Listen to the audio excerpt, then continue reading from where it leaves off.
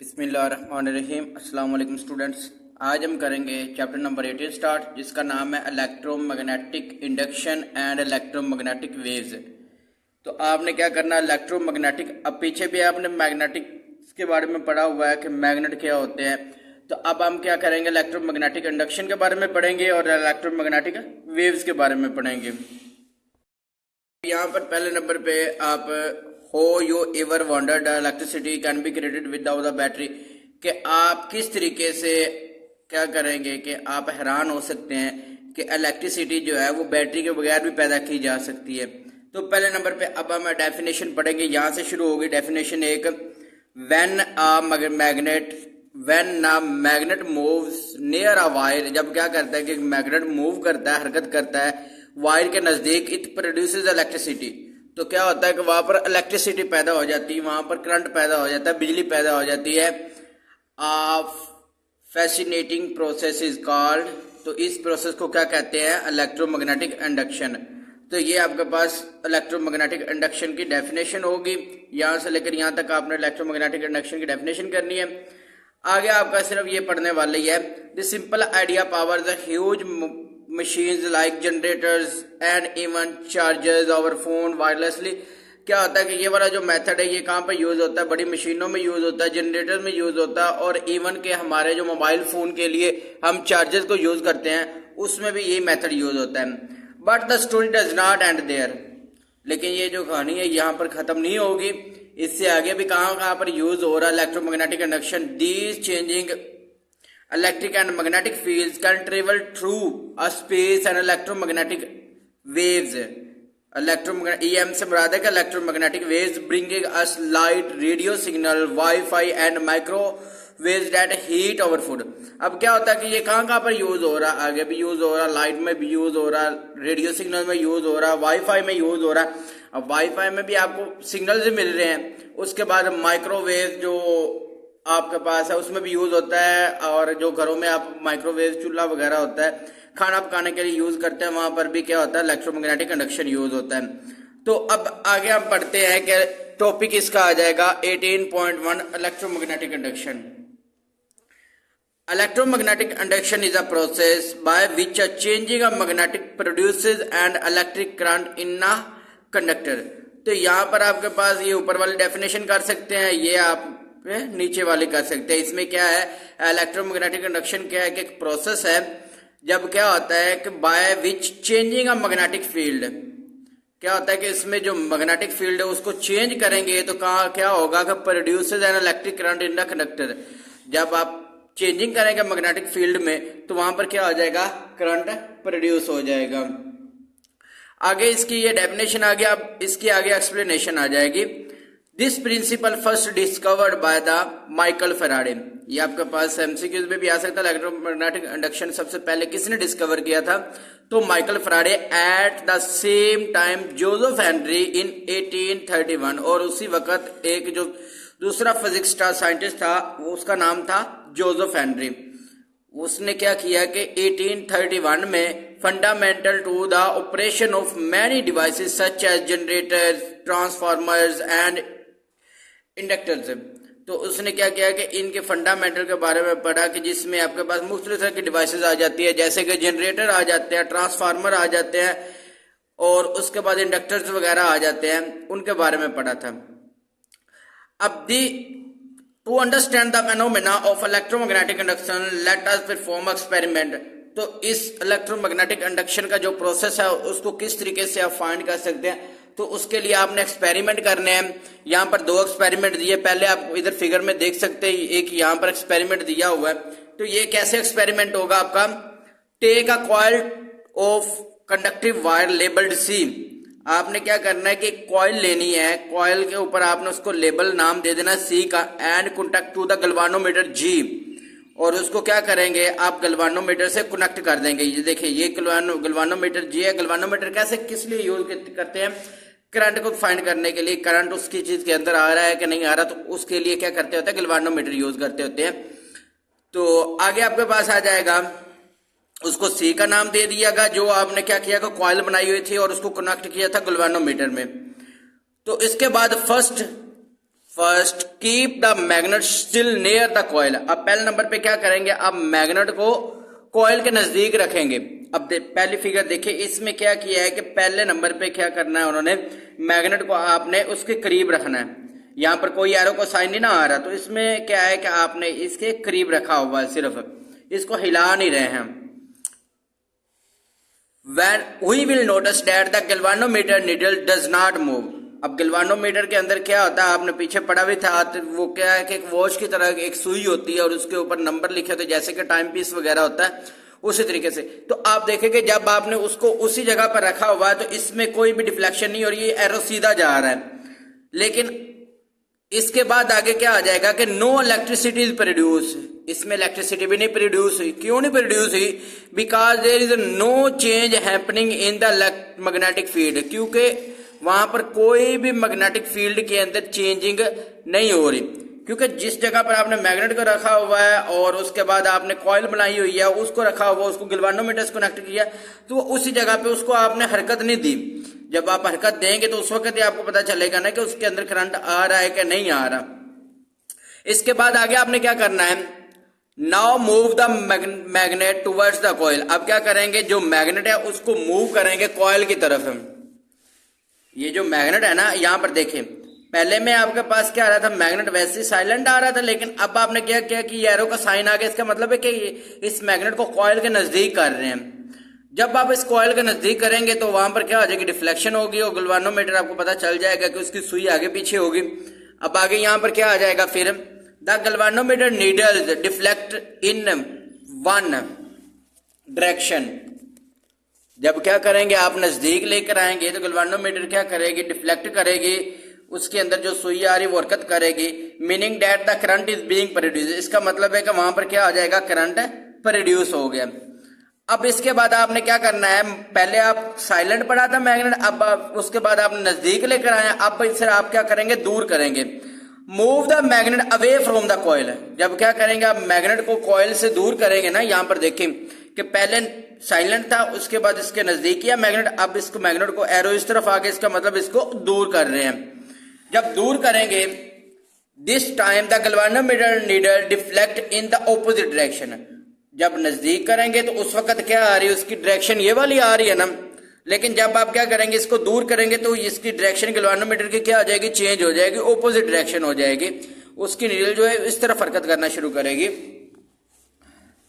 This time the galvanometer needle deflects in the opposite direction showing the current has reversed. इसका मतलब क्या है कि करंट जो है वो रिवर्स हो गया, उसके उल्ट हो गए। तो ये इसका एक एक्सपेरिमेंट था। इसके बाद अब दूसरा एक्सपेरिमेंट है, इसमें भी आपने क्या करना है कि अब पेपर में चाहे ये पूछ ले वो पूछ ले, आपने वैसे अगर करना तो एक इनमें से कर सकते हैं, बेहतर है कि आप दोनों ही कर लें। अब दूसरा इसका एक्सपेरिमेंट क्या है, imagine a straight wire of the length L. आपने क्या किया है कि इमेजिन किया है कि एक आपके पास वायर है जिसकी लंबाई को एल का नाम दिया गया है, placed in a magnetic field of the permanent magnet. उसको देखे ना कि यहाँ पर एक वायर है, इसको एल का नाम दिया हुआ, ये आपके पास परमानेंट मैग्नेट है, इसके दरमियान इसको रखा गया और इसको गैल्वानोमीटर से क्या किया गया, कनेक्ट किया गया। This wire is connected to a sensitive galvanometer. इसको क्या किया गया, आपने सेंसिटिव अच्छी सी गैल्वानोमीटर के साथ क्या किया है, कनेक्ट किया हुआ है। Forming a close circuit loop without using any battery. तो वहां पर क्या हो जाएगा, क्लोज लूप पैदा हो जाएगी विदाउट यूजिंग एनी बैटरी, कोई आपने बैटरी यूज उसमें नहीं की। When the loop is still in the magnetic field, जब क्या है कि मैग्नेट लूप जो है वो वायर वगैरह वो मैग्नेटिक फील्ड के अंदर रहेगी, नो करंट फ्लो, तो उस वक्त करंट वहां पर फ्लो नहीं होगा। And the galvanometer show no deflection, और वहां पर कोई भी करंट वगैरह की गैल्वानोमीटर के अंदर शो नहीं होगी, कोई भी नीडल उसकी हरकत नहीं करेगी, कोई डिफ्लेक्शन उसमें पैदा नहीं होगी। But when the loop is moved from left to right, लेकिन जब आप क्या करेंगे, लूप को जो वायर वगैरह उसको मूव करेंगे लेफ्ट से राइट की तरफ, तो वहां पर क्या होगा, the wire cut through the magnetic field line and current start flow through the loop.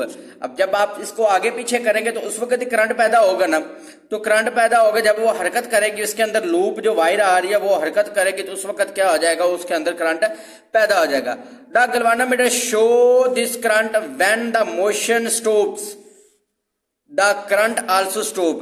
जब आप क्या करेंगे, ये आपको करंट तो दिखाता रहेगा गैल्वानोमीटर जब आप हरकत करते रहेंगे, लेकिन जैसे ही आप इसकी हरकत को रोक देंगे तो उस वक्त क्या हो जाएगा, उसके अंदर करंट भी जो है वो भी रुक जाएगा।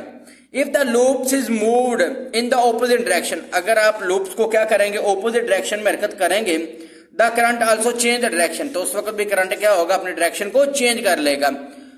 Which is shown by the galvanometer of deflection opposite direction, तो उस वक्त क्या होगा, जो आपको कैसे पता चलेगा कि ये करंट अपनी डायरेक्शन को चेंज कर रहा है, वो आपको गैल्वानोमीटर की मदद से पता चलेगा।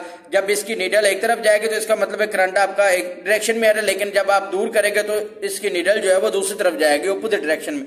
इससे आपको पता चल जाएगा कि डायरेक्शन, इसकी करंट की डायरेक्शन भी क्या होगी, चेंज होगी। The amount of induced current depend on how fast wire is moved and the resistance in the loop, तो amount of induced current depend किस पे करती है कि how fast wire is moved and the resistance in the loop, भी कितनी तेजी से आप क्या करते हैं, वायर को हरकत देते हैं। If we change the resistance of the loop by conducting a different resistor and move the loop at the same speed each time, we notice that the product of the current and the resistance always remain constant। आप क्या करेंगे कि उसको हिलाने की, जो wire वगैरह loop को हिलाने की स्पीड को बढ़ा देंगे तो उससे उसकी रेजिस्टेंस भी उस हिसाब से बढ़ेगी या कम होगी, तो आपके पास क्या हो जाएगा, इससे मुराद ये होगा कि आप नोटिस करेंगे कि जब स्पीड एक ही रहेगी और उसका टाइम भी यही रहेगा, तो आप नोटिस करेंगे तो उसका करंट और रेजिस्टेंस जो है वो हमेशा क्या रहेंगे, कांस्टेंट रहेंगे। तो ये आपके पास आ जाएगा I मल्टीप्लाई R के। अब यहां तक करने के बाद अब आगे आपके पास आ जाएगा induced current can be increase, किस तरीके से आप इंड्यूस्ड करंट को इंक्रीज कर सकते हैं, उसकी स्ट्रेंथ को इंक्रीज कर सकते हैं। तो ये आपके पास शॉर्ट क्वेश्चन पे भी आ सकता है, using a strong magnetic field, अगर आपके मैग्नेटिक फील्ड स्ट्रॉन्ग होगी तो फिर क्या करेगा, इंड्यूस्ड करंट जो आपके पास इंक्रीज हो जाएगा। Moving the loop more quickly, और लूप को क्या करेंगे, बहुत ज्यादा तेजी से आप क्या करें, मूव करें। Using a coil with many turns instead of a single loop, आप क्या करें, कॉइल में बहुत ज्यादा टर्न्स वाली कॉइल ले, जिसमें बहुत ज्यादा वायर जो है वो घुमा घुमा कर आपने बनाई हो, अगर उसके टर्न्स ज्यादा होंगे तो उससे क्या होगा, आपके जो इंड्यूस्ड करंट की स्ट्रेंथ है वो भी क्या हो जाएगी, बढ़ जाएगी। अब आगे आपके पास आ जाएगा वी कैन आल्सो, ये आपके पास शॉर्ट क्वेश्चन में भी आ सकता है इतना। इसके बाद we can also do the experiment in other way, instead of moving the loop through the magnetic field we can keep the loop still and move the magnet. अब एक और उन्होंने कहा है, पहले आपने क्या किया कि लूप को घुमा रहे थे, लेकिन जो आपका मैग्नेट था वो उसी तरीके से था ना, साइलेंट था। अब क्या कहा गया है कि एक और मेथड भी है कि आप क्या करेंगे, लूप को साइलेंट रखें, एक ही जगह पर रखें, और जो आपके पास मैग्नेट है उसको आप आगे पीछे करेंगे, तो उस वक्त भी रिजल्ट क्या होगा, आपका वही सेम आएगा जैसे कि पहले आ रहा है आपके पास रिजल्ट के, उसमें भी क्या हो जाएगा, करंट उसमें प्रोड्यूस हो जाएगा। The result is the same as the both case, this show that the relative motion between the loop and the magnet that creates the induced EMF. तो क्या होगा कि वहां पर इसका मतलब यही है कि आपके पास दोनों सिमतों में, दोनों कामों में आपके पास क्या हो जाएगा, करंट पैदा हो जाएगा। In simple term the movement of change in the magnetic flux through the loop, तो इसमें सिंपल तौर पर यह बताया गया कि जैसे जैसे मूव करेंगे, कोई चीज मैग्नेट मूव करे या लूप मूव करे, तो आपके पास करंट क्या होगा, प्रोड्यूस होता रहेगा। अब यहाँ पर आगे आ गया मैग्नेटिक फ्लक्स क्या होता है। The magnetic flux is the number of the magnetic field lines that passing through a certain area, कि एक एरिया जो आपने मुख्तस किया हुआ उसके अंदर जितनी ज्यादा मैग्नेटिक फील्ड गुजरेंगी तो वो आपके पास क्या आ जाएगा, उसको आप मैग्नेटिक फ्लक्स कहेंगे। इतनी नंबर ऑफ मैग्नेटिक फील्ड उसमें से गुजरेगी ना, उसको क्या कहते हैं, मैग्नेटिक फ्लक्स कहते हैं। जैसे कि ये लाइन गुजर रही है, इसमें से जितनी लाइन, इसमें से जितने नंबर्स ऑफ मैग्नेटिक लाइंस इसमें से गुजरेंगी उसको क्या कहेंगे, मैग्नेटिक फ्लक्स कहेंगे। द मैग्नेटिक फ्लक्स इसको फाई कहते हैं। Phi is given by, phi equal है B A cos of theta के, B A cos of theta, जहां पर बी लिखा हुआ, बी आपके पास क्या है, मैग्नेटिक फील्ड स्ट्रेंथ है।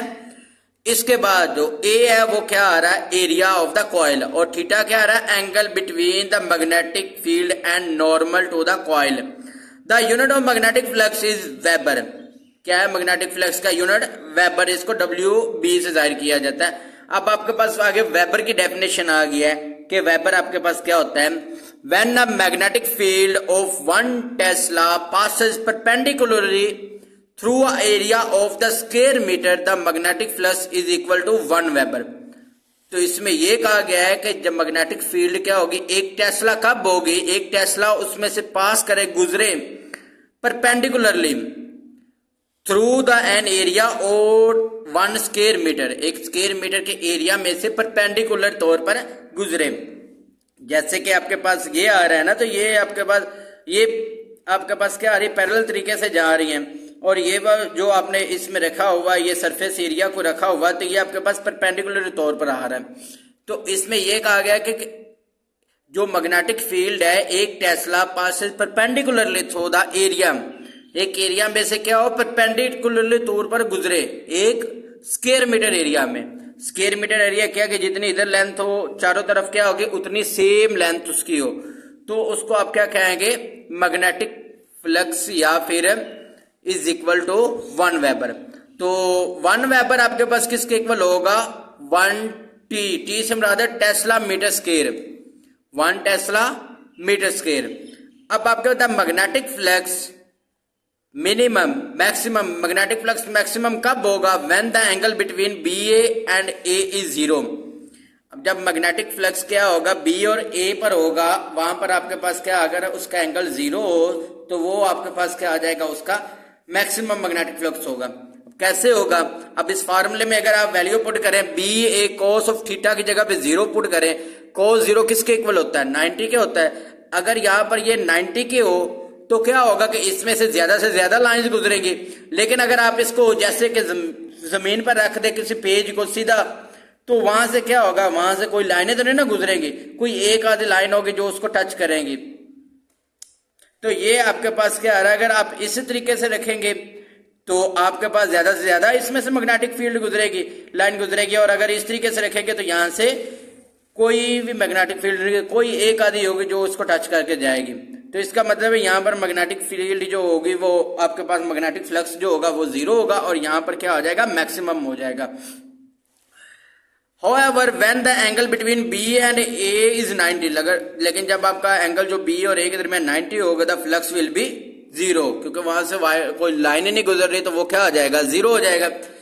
अब नेक्स्ट आपके पास है Faraday law of electromagnetic induction. The average EMF induced in a conducting coil of N loops is equal to the negative of the rate at which the magnetic flux changing with time। तो ये क्या कहा गया है कि the average EMF induced in a conducting coil of N loops, conducting coil को किसका नाम दे दिया, N loops का, is equal to the negative of the rate at which the magnetic flux changes with the time। तो mathematically इसको किस तरीके से करेंगे, ये एप्सिलॉन इक्वल है -n delta phi over delta t. तो वेयर एप्सिलॉन क्या है कि इंड्यूस्ड ईएमएफ इन वोल्ट्स, और n क्या है, number of turns of coil, delta phi over delta t क्या है, the rate of change of magnetic flux. और इसके साथ ये n के साथ माइनस का साइन आ रहा है, तो माइनस के साइन से क्या मुराद है, negative sign indicate that the reduced EMF opposes the change of magnetic flux that produces it। तो ये क्या होता है, इसका मतलब है कि ये जो आपने इसके अंदर मैग्नेटिक फ्लक्स किया हुआ है, प्रोड्यूस किया है, वो क्या होगा, उसके ओपोजिट होगा, उसके मुखालिफ सिमत में होगा। इसलिए क्या किया है कि नेगेटिव का साइन लगाया इसमें। नेक्स्ट आपके पास है magnitude and direction of induced EMF, इसको लेंज लॉ भी कहते हैं। ये आपके पास क्वेश्चन आ सकता है, लॉन्ग में भी आ सकता है, डिफाइन एक्सप्लेन लेंज लॉ। तो लेंज लॉ में आपने ये वाला एक्सप्लेन करना है। Lenz law is the fundamental principle of electromagnetism that describes the direction of the induced current resulting from the changing magnetic flux। तो ये क्या करता है, आपके डायरेक्शन को बताता है कि इलेक्ट्रोमैग्नेटिज्म की डायरेक्शन कौन सी है इंड्यूस्ड करंट के अंदर।